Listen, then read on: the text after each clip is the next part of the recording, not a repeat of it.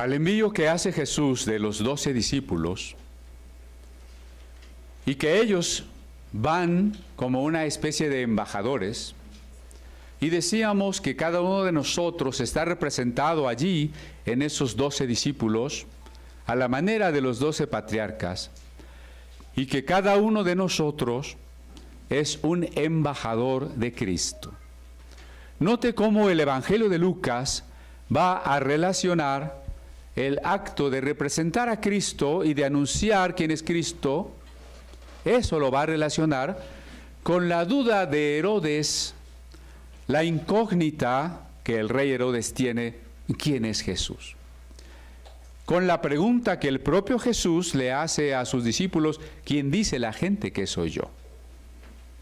Vemos la relación entre ese ser embajador y la necesidad que hay en el mundo de saber y comprender quién es ese Jesús.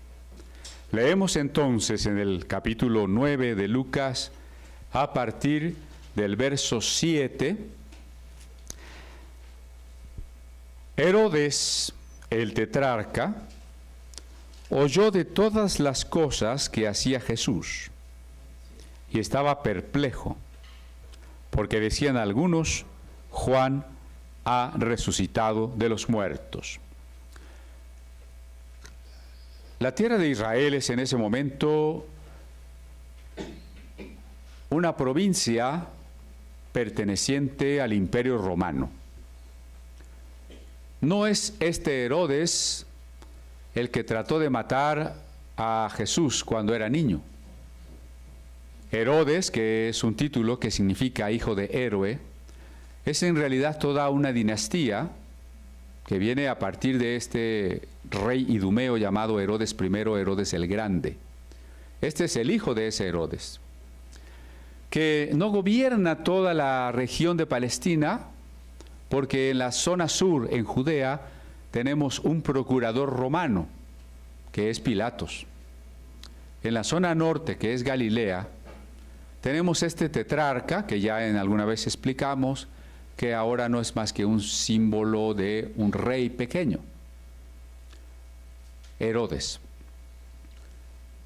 El ministerio de Jesús se ha estado desarrollando fundamentalmente en la región de Galilea, en las sinagogas de Galilea, en el mar de Galilea, y a este Herodes le han llegado las noticias.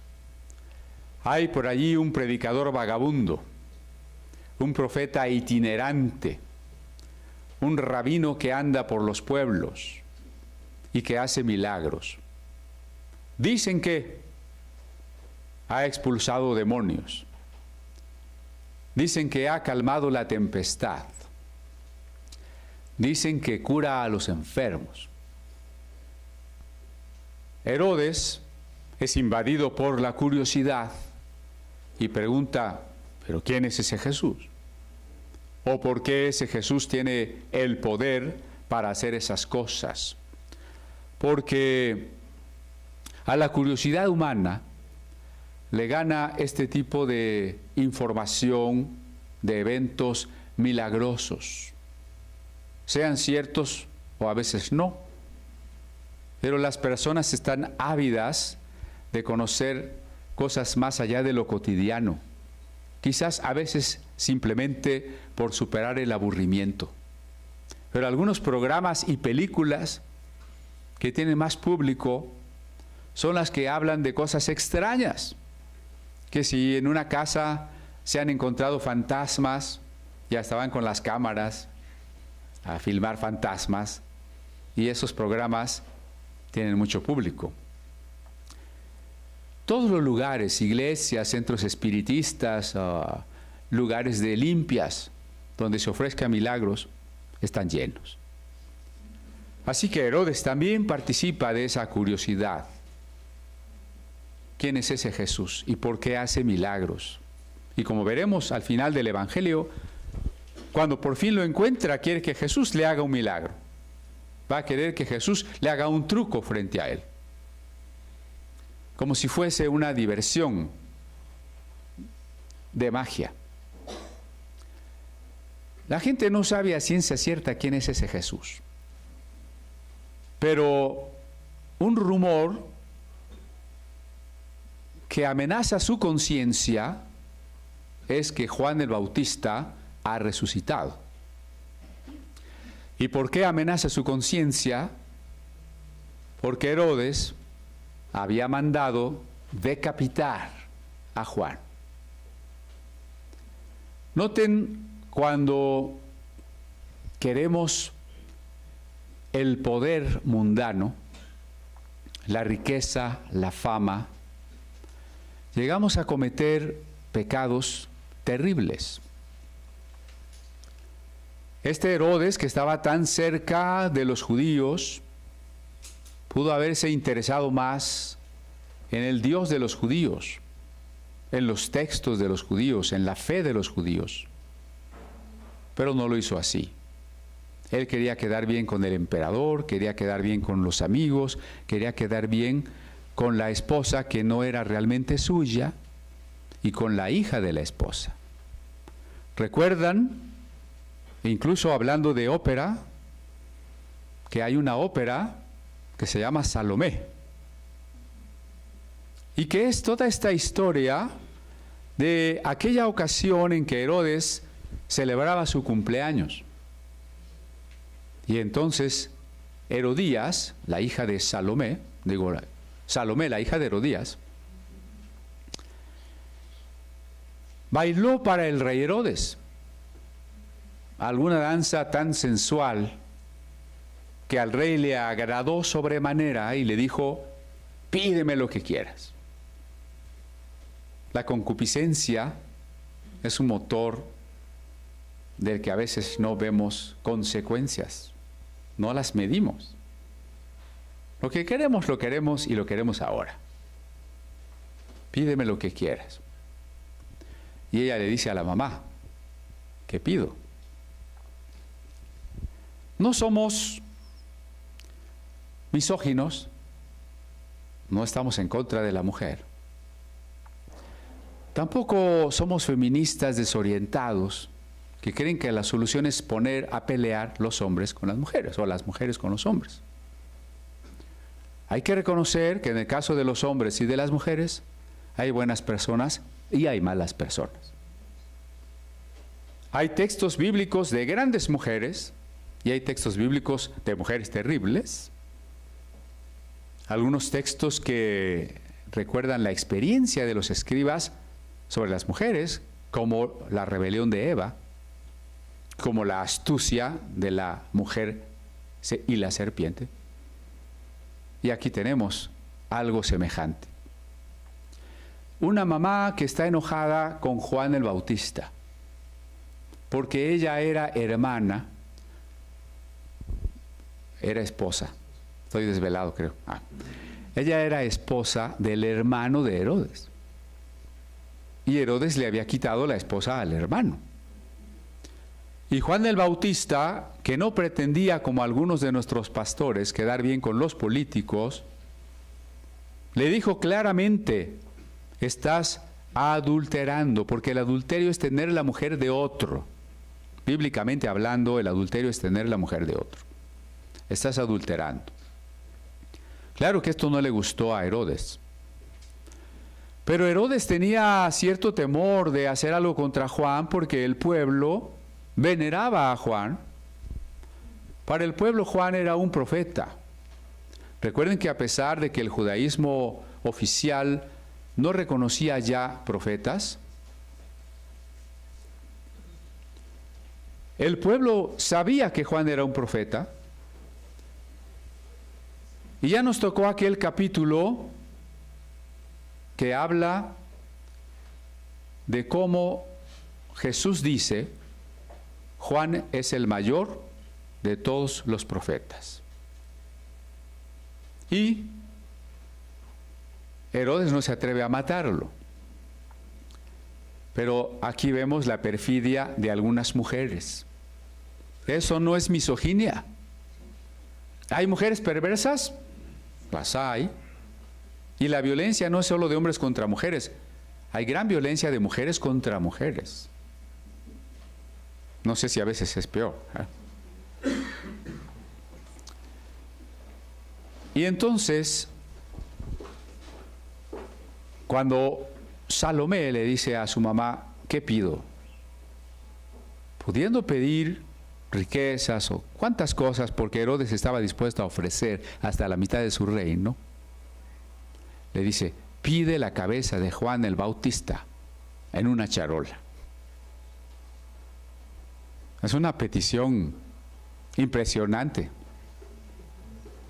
Ahora con los derechos humanos, ahora que está abrogada la pena de muerte, impensable.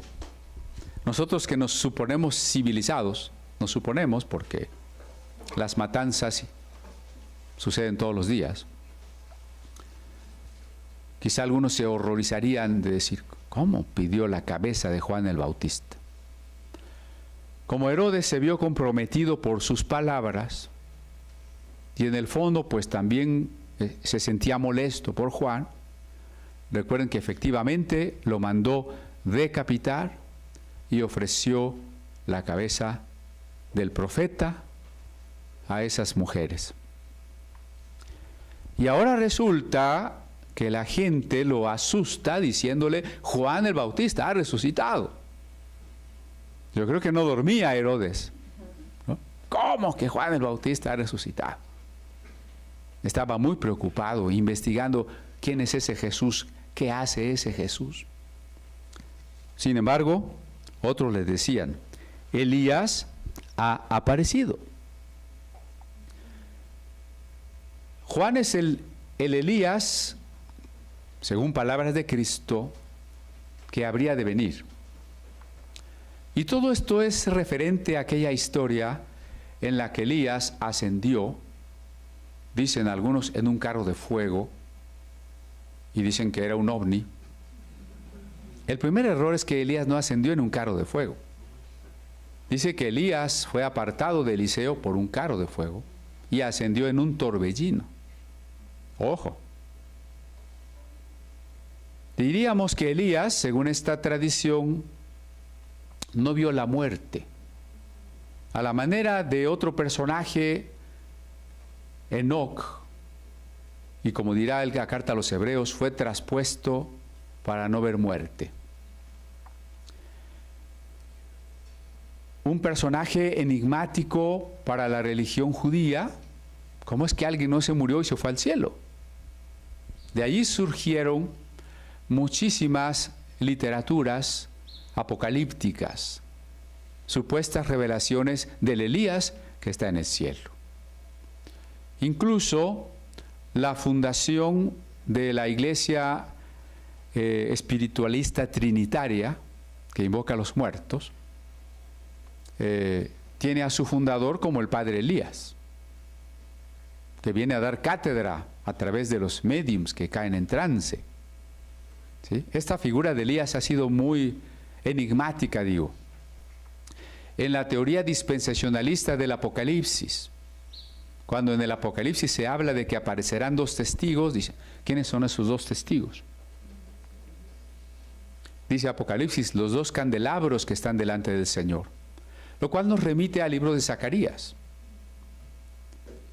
Pero remitidos a Zacarías no son más que Josué y Zorobabel, un Josué de la época post-exílica, no el Josué de la conquista. Pero la teoría dispensacionalista quiere ver en estos dos testigos la vuelta de Enoc y la vuelta de Elías, que después de que la iglesia haya sido arrebatada al cielo, predicarán en esta tierra haciendo grandes señales y milagros, y luego el mundo los asesinará. Es una postura más literalista de lo que, a mi parecer, no es más que un símbolo de la iglesia.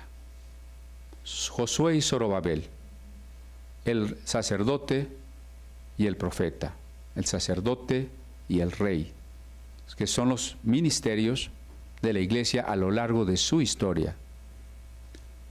Pero me refiero a que esta idea de que Elías tiene que regresar. Los judíos que decidieron que Jesús no era el Mesías esperado, y aclaro, no digo en general los judíos, porque muchos judíos decidieron y han decidido que Jesús el carpintero de Nazaret sí fue el Mesías que se estaba esperando. La prueba es que esos judíos que aceptaron que Jesús era el Mesías dieron origen a lo que hoy llamamos la iglesia cristiana. Durante sus primeros 20 años, en la iglesia cristiana no hubo un solo gentil. Todos eran judíos. Desde María, Pedro, Juan, hasta después Pablo y Bernabé y todos. Son judíos. Y hoy hay movimientos auténticamente judíos, no judaizantes, judíos, como el grupo Judíos para Jesús, que representan a tantos judíos de raza que sí creen que Jesús fue el Mesías. Pero los judíos que no creen que Jesús fue el Mesías y que están representados en los herederos del fariseísmo, que es el judaísmo ortodoxo, siguen esperando a Elías. Solo les comento 2 detalles. En los tradicionales 4 toques del shofar, del cuerno, de acuerdo con la tradición de la escuela rabínica de Ámsterdam, el toque número 4, que es un toque largo, se llama el toque de Elías. Y se toca como a la espera o simbolizando el tiempo en que el profeta Elías vendrá o regresará, y entonces tras él vendrá el Mesías y se establecerá el reino. También en la celebración de la Pascua, y cuando estábamos celebrando la Santa Cena, les hablé de las 3 copas de la Pascua. Pero en este judaísmo ortodoxo se ha añadido una 4ª copa, y se llama la copa de Elías. Y esa copa que se sirve al final no se toma, simplemente representa la espera del profeta último, Elías. Se deja una silla vacía en la mesa para Elías. Y la fiesta de Pascua, la cena, finalmente terminará cuando el niño pequeño deba salir a la puerta a ver si ya viene Elías. Todo esto nos ilustra por qué esta expectativa. Y a Herodes, otras personas les decían, no es Juan el Bautista, es Elías. Pero note usted la gran relación entre el propio Elías y Juan. Y otros, algún profeta de los antiguos ha resucitado. La diversidad de opiniones está aquí representada. ¿En cuántos temas de la vida, de las ciencias sociales, de la filosofía, de la política y de todo, hay una diversidad de opiniones? Bueno, no sabemos si es Juan, no sabemos si es Elías. En otro de los evangelios dice Jeremías o cualquiera de los profetas. No faltará quien diría que por hacer milagros debe ser Moisés o debe ser Eliseo, los grandes personajes que hicieron milagros. Y dijo Herodes, a Juan yo le hice decapitar, no puede ser. Como que él quería convencerse de que no podía resucitar, pero no estaba tan convencido. Les digo, su conciencia no podía dejarlo tan en paz. Sí, lo hice decapitar, ¿cómo es que puede resucitar? Pero no puede resucitar. Negando algo que para los judíos de la época, excepto los saduceos, era ya una doctrina desarrollada, la resurrección de los cuerpos, que tiene su antecedente en las creencias zoroástricas de Persia, pero que es finalmente una aportación central del judaísmo y especialmente del cristianismo. La centralidad de la resurrección.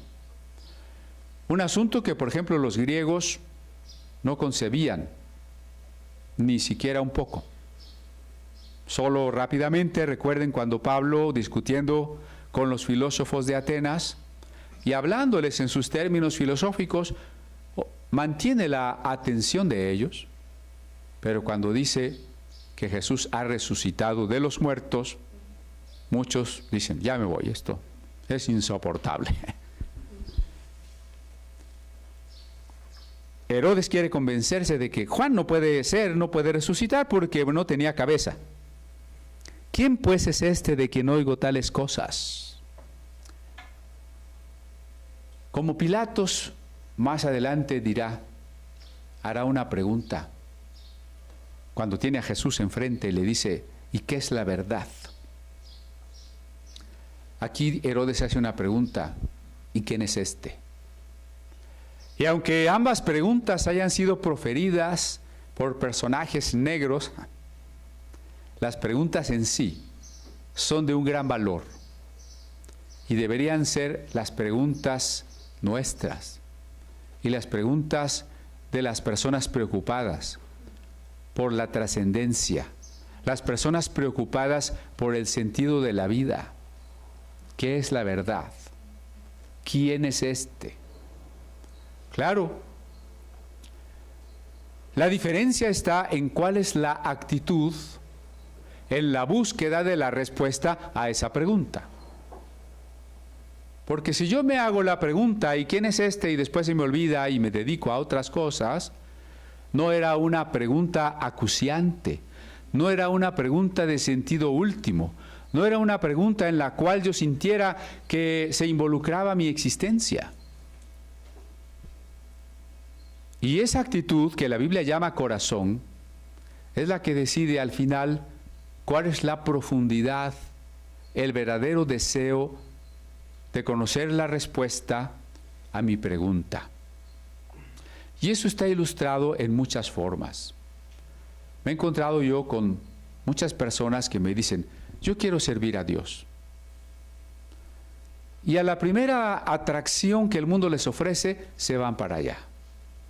Es que yo quiero servir a Dios y si no sirvo a Dios, no le encontraría sentido a mi vida.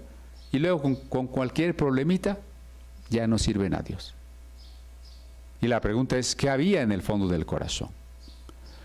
Cuando hacemos este tipo de preguntas, lo importante es cuál es la intensidad de tu deseo por conocer la respuesta. La vida del hombre es una pregunta abierta. La cultura es válida, es importante en la medida en que la cultura es una pregunta por el significado. La pregunta está allí. El mundo tiene las preguntas. Las respuestas están acá. Pero Jesús dice, el que busca halla. ¿Buscas o no buscas? ¿Te interesa verdaderamente la respuesta a tu pregunta? ¿Por qué nos conformamos con las doctrinas así al estilo el catecismo de los niños? Así me dijeron y así es. Tenemos que preguntarnos. Si a usted nunca le ha preocupado así que le quite el hambre el problema trinitario, tiene que seguir adelante. Si usted no le ha quitado el sueño, el problema cristológico, todavía le falta. Tenemos que tener hambre, hacer las preguntas e ir en pos de las respuestas, no a la India, no al Tíbet, no a la China. Como diría Jesús en el Evangelio de Juan, la palabra no está lejos de ninguno de ustedes. No digas quién subirá al cielo. Así que nosotros podemos hacernos las preguntas. Herodes se hace la pregunta, pero le interesa poco. Casi se quedará cruzado de brazos hasta que por causas ajenas a su propia búsqueda, Jesús aparezca frente a él. Y cuando finalmente Jesús aparezca frente a él, Herodes no le preguntará en una hambre auténtica de conocer la verdad. Y por eso Jesús no abrirá su boca frente a Herodes. Herodes le pedirá un milagro y Jesús no lo hará. A veces nos preguntamos, pero es que si Jesús le hubiera hecho un milagro a Herodes, a lo mejor lo convence y lo libera y ya no va a la cruz. ¿Por qué Jesús no quiso hacer un milagro? ¿Por qué si Herodes y por qué si después Pilato le están preguntando algo? Jesús no contesta. Y alguna vez ya hemos comentado la razón. Que nosotros como Jesús tenemos que ir tratando de madurar en el discernimiento de la actitud con que las personas nos preguntan. Cuando usted le pregunten en afán de molestarlo a usted, de burlarse solamente, cuando hay opiniones vertidas, regurgitadas, sin espera de ninguna respuesta, nosotros no contestamos. Es lo que querrá decir Jesús con no echéis vuestras perlas a los cerdos. Cuando la persona tiene verdadero interés, su pregunta es sincera, puede ser muy simple, puede ser poco inteligente su pregunta si usted quiere, puede ser muy complicada, puede parecer una pregunta amenazadora, pero si hay un genuino deseo de encontrar la respuesta, ahí estamos obligados a responder y a ayudar a la persona en su búsqueda. Pero Herodes no tenía ese deseo, no quería buscar. Me voy a brincar un pedacito del capítulo que veremos, si Dios quiere, más adelante, pero quiero unir esto que he platicado con el verso 18. Aconteció que mientras Jesús oraba aparte, estaban con él los discípulos y les preguntó diciendo, ¿quién dicen la gente que soy yo? El parágrafo que me he saltado es la multiplicación de los panes y los peces. Después de estar Jesús con esa multitud a la que alimentó porque habían salido a un lugar desierto, vuelve a apartarse de la multitud y le pregunta a los discípulos, quiero imaginarme la pregunta más detallada, ustedes que repartieron la comida, ustedes que oyeron las expresiones de las personas cuando vieron que el pan se multiplicaba, que los peces se multiplicaban, que alcanzaban, que sobraba. Esas personas que me han escuchado, esas personas que han visto sanidades, ustedes que los han escuchado, díganme, ¿qué piensa la gente? ¿Qué afirman acerca de quién soy yo? ¿Sí? Está relacionado con el milagro que le antecede, pero el milagro de la multiplicación de los panes está entre la incertidumbre de Herodes y la pregunta de Jesús, ¿quién dice los hombres que soy yo? Ambos pasajes nos remiten al mismo tema, ¿quién es Jesús? Y yo comencé diciéndole que usted y yo somos embajadores de Cristo, y que un embajador tiene que dar noticia y dar una imagen de qué es su país, de qué quiere su gobierno, de cómo es su cultura, de cómo es su reino. Y entonces la pregunta es aquí por el rey de ese reino. ¿Quién dice la gente que es Jesús? En otras palabras, nosotros hemos sido enviados para responder esta pregunta implícita o explícita en todo el mundo. ¿Quién es ese Jesús? Mucha parte de la población ya tiene sus respuestas. A veces por ignorancia, a veces por flojera se conforman con una respuesta y a veces hasta por malicia. Hay muchas respuestas de quién es Jesús. ¿Quién dice la gente que soy yo? De manera parecida a las noticias que le habían llegado a Herodes, dice el verso 19, respondieron unos, Juan el Bautista, otros, Elías, y otros, que algún profeta de los antiguos ha resucitado. O sea, lo mismo que Herodes había escuchado. Es lo que los discípulos habían escuchado y ahora le informaban a Jesús. ¿Cuáles son algunas de esas respuestas en nuestros tiempos? que son muy disímiles. Por ejemplo, en una religión muy extendida que está creciendo bastante aún en zonas como Chiapas, el Islam.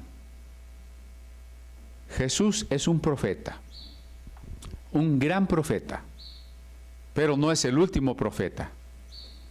El último profeta fue Mahoma. De acuerdo con el Corán, el musulmán está obligado a respetar y a creer en Jesús, sí, pero como un profeta. Pero el profeta más grande y último es Mahoma. Pero ahí hay una opinión acerca de Jesús. La opinión del judaísmo heredero del fariseísmo. Cuando se atreve a hablar de Jesús porque se ha vuelto un tema prohibido. Mencionar a Jesús es... Incluso prefiere dársele la vuelta a frases como en los tiempos de Cristo, ellos prefieren decir en los tiempos del segundo templo. En vez de decir después de Cristo, dicen de la era común. Hay que darle la vuelta y no hablar de Jesús. Lo cierto es que algunos pasajes del Talmud ponen a Jesús, lo pintan bastante mal. Entre otras cosas, como un profeta falso, como el hijo de la fornicación de María. ¿Qué opinan los socialistas que llegan a creer en Jesús? Pues que Jesús fue una especie de guerrillero. Recuerdo aquel caricaturista, algún tiempo marxista y luego New Age, que fue Rius, y ponía una portada de un Jesús melenudo con sus cananas cruzadas y su arma, ¿no? Pero esa es la idea de la teología de la liberación. Tan es así que da origen a movimientos y guerrillas como el neozapatismo y otros movimientos latinoamericanos que efectivamente, emulando las guerras de los judíos, emulando a Moisés o a un Jesús que supuestamente viene a libertar a los pobres, optan por el camino de la violencia y toman las armas. Jesús guerrillero. Yo diría Jesús Barrabás. Un libertador sí, pero un libertador que quiere oponerse al mundo por la violencia, que es una gran tentación para todos, ¿eh? Cuando nos llega la desesperación frente a tanta maldad, quisiéramos levantarnos en armas. ¿No sería más cómodo que la iglesia tuviera armas y todos los jóvenes fueran disciplinados y organizados y pusiéramos a los demás en su lugar? Es una gran tentación. También está el Cristo extraterrestre. Los ocultistas esotéricos que creen que la estrella de Belén fue un platillo volador, que Jesús fue un extraterrestre, que la visión de Ezequiel eran platillos voladores, que la aparición en el Sinaí a Moisés y todo eso. Jesús es un Elohim extraterrestre. Seguidores de Maussan y otros aceptarían esta teoría, ¿sí? Para otros, Jesús no existió. No hay pruebas históricas de que ese personaje Jesús haya existido. Es una invención de la religión cristiana. Muy cercanos a ellos, Jesús fue un hombre ordinario y Pablo inventó a Cristo. Pablo inventó que ese Jesús era Dios. Pablo inventó toda la cristología que hace de Jesús algo más que un hombre ordinario. Para otros, Jesús es uno más de los fundadores de religión, equivalente a Krishna, equivalente a Buda, equivalente a Mahoma, a Confucio o a cualquier maestro del cual haya surgido una religión. Un avatar más de la divinidad. o avatar en español, ¿no? Para los judaizantes, Jesús es un profeta, pero es ante todo un maestro de justicia. Alguien que vino a cumplir la ley, no a abrogar la ley. Desde esa perspectiva nosotros tendríamos que seguir guardando la ley, como reunirnos en sábado, las prescripciones dietéticas y toda la ley. Porque Jesús vino a mostrarnos un cumplimiento no hipócrita de la ley, sino un cumplimiento verdadero de la ley, y de esa manera mostrarnos el camino a la salvación. Cuidado, porque entonces Jesús no es el Salvador. Es un maestro que nos indica el camino de la salvación. ¿Sí? Todos los judaizantes han caído en ese mismo error. Recuerden que los judaizantes son los evangélicos, mexicanos, guatemaltecos, acapuaxtlas, que se creen judíos y que quieren regresarnos a la ley de Moisés. ¿Quién es Jesús para ellos? Un maestro de la ley. ¿Cómo nos salvamos a fin de cuentas? Por la ley. Ahí está el punto delicado. La respuesta es: ¿quién es Jesús? Han desarrollado la historia de esta rama de la teología que se llama la cristología. Solo voy a mencionar dos de las principales corrientes. La corriente arriana. El pastor Arrio comenzó a enseñar que Jesús no era Dios, así como lo enseñan los judaizantes. Jesús era la primera criatura que Dios había formado. Cuando se dice el primogénito de la creación, para ellos significa que Jesús, antes de que se hiciera el mundo, fue la primera cosa que Dios creó. Así que ese Jesús que luego viene al mundo, entonces en realidad ni es hombre ni es Dios. Las doctrinas de Arrio se extendieron muy rápidamente y a muchos lugares. Iban acompañadas, además de el equivalente de los cantos cristianos pop de nuestra época. Así que todo el mundo aceptaba la doctrina arriana, favorecida por la música. España, la España cristianizada desde el siglo II, III, fue arriana hasta el siglo VII. Fue el emperador Constantino el Grande quien, preocupado porque hubiese una unidad en el imperio, esto lo aclaro porque usted se va a encontrar personas muy frecuentemente que le digan: no, fue Constantino el que decidió los 4 evangelios, fue Constantino el que decidió que Cristo era Dios. No confundamos. Constantino tuvo que luchar para unificar el imperio romano que estaba repartido entre 4 gobernantes. Finalmente, al vencer al último de ellos, a Magencio, quedó como emperador único.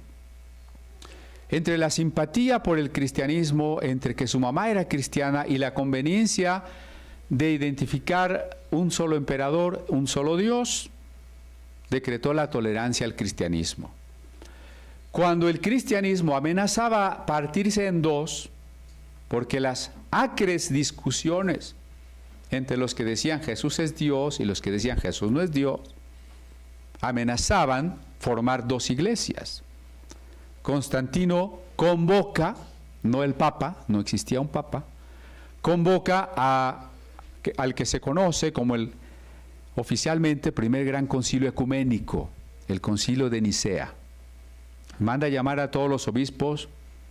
Constantino no es teólogo, Constantino no opina ahí, teológicamente no opina, solamente convoca y dice: pónganse de acuerdo. No voy a permitir que la iglesia se divida, pónganse de acuerdo.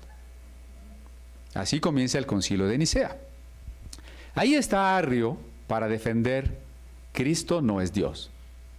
Pero está también Atanasio, y posteriormente seguirá en las discusiones Juan Crisóstomo y otros, defendiendo Cristo es Dios. Tras muchas discusiones y conflictos políticos, la razón se le da a Arrio y Constantino, que se bautiza en su lecho de muerte, se bautiza en el arrianismo. Pero el concilio de Nicea sirvió de cualquier manera para que los teólogos y después los padres capadocios, Gregorio Nacianceno, Gregorio de Niza, Basilio el Grande, desarrollaran, incluso hasta San Agustín, una gran doctrina trinitaria y de la divinidad de Jesús, que salvó a la iglesia cristiana de caer en el arrianismo. El arrianismo actual está representado en grupos como los Testigos de Jehová. Prácticamente es la misma doctrina. La respuesta arriana entonces es: Jesús es la primera criatura que Dios hizo. O como dirán los Testigos de Jehová, es el arcángel Miguel. ¿Cuál es la otra postura? Les dije dos posturas. La postura gnóstica. La postura gnóstica es que Jesús es una emanación de Dios. De ese Dios impronunciable, inconcebible, el uno primordial, el uno más allá del uno, emana el Logos. Del Logos emana la Sofía, de la Sofía emana el Cristo, y el Cristo viene al mundo con apariencia humana. Lo interesante del gnosticismo es comprender que para ellos la apariencia es eso nada más, apariencia, no hay humanidad real. Recién presentamos el libro de la traducción del Evangelio de Tomás. Varios de los participantes y varias de las dudas con el público después fueron: pero bueno, ¿por qué los apócrifos están fuera? ¿Por qué son apócrifos? No son apócrifos porque a alguien no le gustaron, no son apócrifos porque la iglesia dijo, déjenlos por allá. Son apócrifos por varias razones. Primera, todos son muy posteriores a los evangelios que llamamos canónicos. Evangelios que están atestiguados desde los albores del siglo II como ya existentes. Lo menciono muy rápidamente. Esa concordancia que quiere hacer entre los 4 evangelios en el siglo II Tasiano, de la iglesia siria, demuestra que la iglesia ya tenía 4 evangelios, no 3 ni 5. El canon Muratori, apellido del arqueólogo italiano, nos muestra que la iglesia ya tenía 4 evangelios, no 3 ni 5. Marción, por cierto, un pastor gnóstico, que solo aceptaba el evangelio de Lucas y rechazaba los otros 3, en ese decir, acepto 1 y no 3, nos está diciendo que había 4. Después de esa época, fines del siglo II hasta el siglo V y VI, surgen los apócrifos. Primera razón, porque no vamos a aceptar los apócrifos. La segunda razón es que los apócrifos siempre van a tratar de rellenar lagunas de lo que consideran lagunas en los canónicos. ¿Cómo van a ser primero o contemporáneos si toda su respuesta va encaminada a rellenar lagunas? Como la infancia de Jesús, la juventud de Jesús, qué pasó cuando estaba en la tumba y cosas parecidas. O qué pasó con María antes de casarse, etcétera, etcétera. Es obvio que están hechos a partir de un material previo. Entonces, obvio, son posteriores. Pero sobre todo que son la doctrina gnóstica, que es una religión diferente tanto al cristianismo como al judaísmo. Para los evangelios gnósticos, el Dios de los hebreos, el Dios del Antiguo Testamento, es un demiurgo, es un constructor de un mundo material, pero no es Dios. Incluso para Marción, es un Dios malvado, una especie de demonio, el que hizo los cielos y la tierra, el Jehová del Antiguo Testamento. Son dos conceptos muy diferentes. ¿Por qué? Porque el gnosticismo hace esa diferencia entre la materia como mala y el espíritu como bueno. Por eso la cristología gnóstica es muy importante. A la pregunta, ¿quién dicen la gente que soy yo?, los gnósticos responderán, una emanación de Dios que parecía humano, pero no era humano. Continúo. Ahí en Lucas, y él dijo, Jesús ahora pregunta, ¿y vosotros quién decís que soy? Muy bien, lo que la gente diga, sí, importa, por supuesto que importa, pero ustedes que me siguen, ustedes que son mis enviados, ¿quién soy yo? No diga usted que esta pregunta ya la hemos contestado, porque usted me dice, bueno, si es Cristo, es el Hijo de Dios, y siente satisfacción de que su pregunta ya está contestada. No, no está contestada. Le voy a decir por qué. En la carta a los Hebreos, en el capítulo 5, el escritor dice, Jesús hecho sacerdote según el orden de Melquisedec, del cual tenemos mucho que decir, pero no lo podemos decir porque ustedes todavía no lo pueden entender. Entonces, ¿ya contestamos la pregunta? No hemos contestado la pregunta. Y ahora que les digo que si Jesús es Dios o no es Dios, usted podría ya dar una disertación convincente, fundamentada, de por qué es Dios y no hay dos dioses, de por qué es Dios pero no es el Padre. Y si hablamos de las dos naturalezas de Jesús, su naturaleza divina y humana, podemos entender qué significa eso de tener dos naturalezas y no ser dos Cristos. ¿Cómo tener dos naturalezas y que no se revuelvan? Y si nace de María, ¿nace como hombre o como Dios? Y si muere en la cruz, ¿muere como Dios o como hombre? Y podríamos multiplicar las preguntas. La respuesta, ¿y ustedes qué opinan? ¿Quién soy yo? Todavía no está respondida por nosotros. Está respondida en parte, por supuesto que sí. Y en una parte muy importante que es la fe, de haber aceptado que Él es el Salvador. Pero no significa que hemos agotado el significado, perdón el pleonasmo, sino que ahora tenemos que seguir buscando con esa hambre intensa que, como dije, nos debe quitar el sueño y el hambre. ¿Quién es Jesús? Quiero entender cada día más quién es Jesús, porque todas las doctrinas falsas se equivocan en ese punto. Las doctrinas falsas, las herejías, son muy diversas, tienen enseñanzas muy disímbolas, pero tienen siempre algo en común. Un malentendido, un menoscabo en la persona, en la obra, en la naturaleza de Cristo. Así que nosotros tenemos una tarea de toda la vida, que es sí, por supuesto, una tarea intelectual, pero es también una tarea amorosa. ¿Quién es mi amado? ¿No pregunta el Cantar de los Cantares? ¿Quién es mi amado? Esa es nuestra pregunta. Y es ese amor por Cristo el que debe motivarnos a conocerle cada día más. Ese amor, yo quiero saber quién es Él, quiero conocerlo más. No solo conocer qué dice la Biblia, sí, me falta mucho por conocer qué dice la Biblia acerca de Jesús, pero también quiero conocerlo a Él, personalmente, íntimamente, en la comunión de todos los días. El impulsivo Pedro se adelanta y responde, el Cristo de Dios. Escueta la respuesta. No es que Pedro hubiese ya entendido todo. Pedro no era un doctor en teología. Usted lo encontrará en el libro de Hechos, todavía teniendo que aprender, diríamos nosotros, cosas básicas,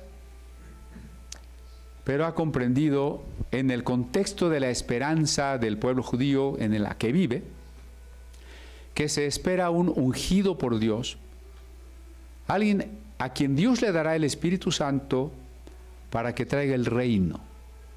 a quien Dios le dará el Espíritu Santo para que establezca el gobierno de Dios en el mundo. ¿Qué es exactamente ese Cristo, ese ungido? No es que Pedro está entendiendo que Cristo es divino, no es que está entendiendo que tiene dos naturalezas. Pedro no sabe que Cristo es el Logos, no sabe muchas cosas que nosotros tampoco hemos terminado de aprender, pero sabe algo fundamental. Si las promesas y los profetas hablaban de que vendría alguien en quien el Espíritu de Dios estaría para establecer el reino, ese eres tú. Sabemos lo elemental y por eso hemos dado un paso de fe. Y ese paso de fe debe ahora continuar en el amor de conocer cada día más y mejor quién es Cristo.